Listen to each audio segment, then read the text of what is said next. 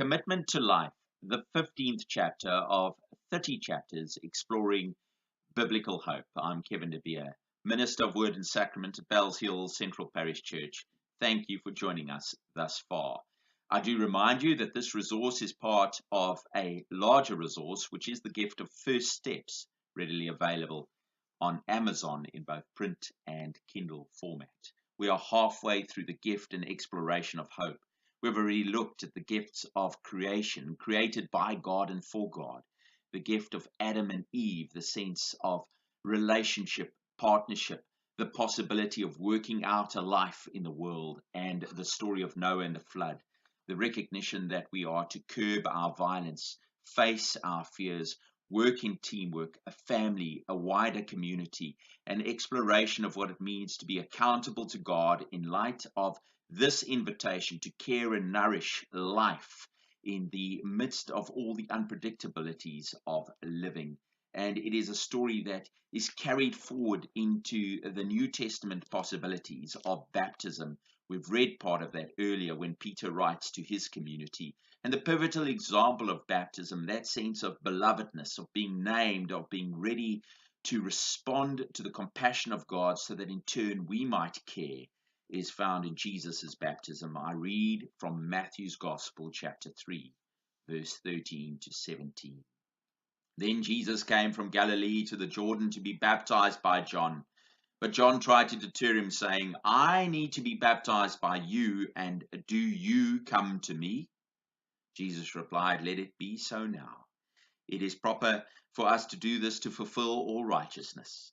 Then John consented. As soon as Jesus was baptized, he went up out of the water.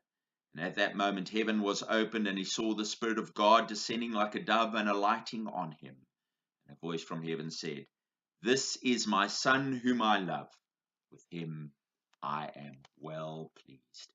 Christian faith and imagination, as we bridge ourselves toward that second half of the stories where we will look at Jesus' ministry, his death, his resurrection, and the possibilities that lie beyond that in prayer, is indeed a commitment to humanity in the midst of all our brokenness, sin and despair, all our struggle and violence and greed, a commitment to the reign, the possible expression of a different way of being in our relating with each other, in our families, in our communities, in our nations, and on the earth as a whole.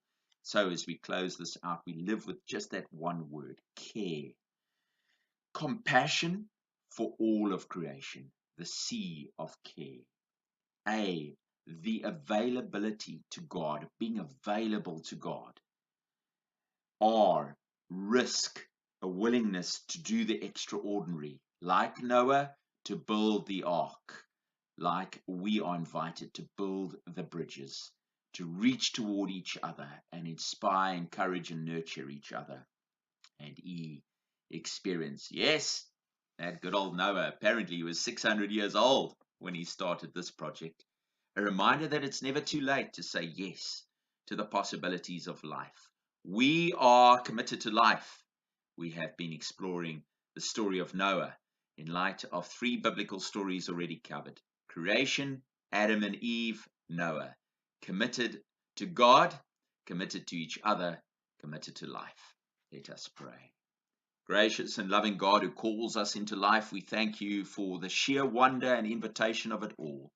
We acknowledge our own limitations and indeed our sin, the ways in which we fall short of the invitations to live life truly and fully alive and open to your Spirit. So inspire us once again as you forgive and heal, that we might rise to our full stature and live out the promise and the gift of life eternal. In Jesus' name, amen.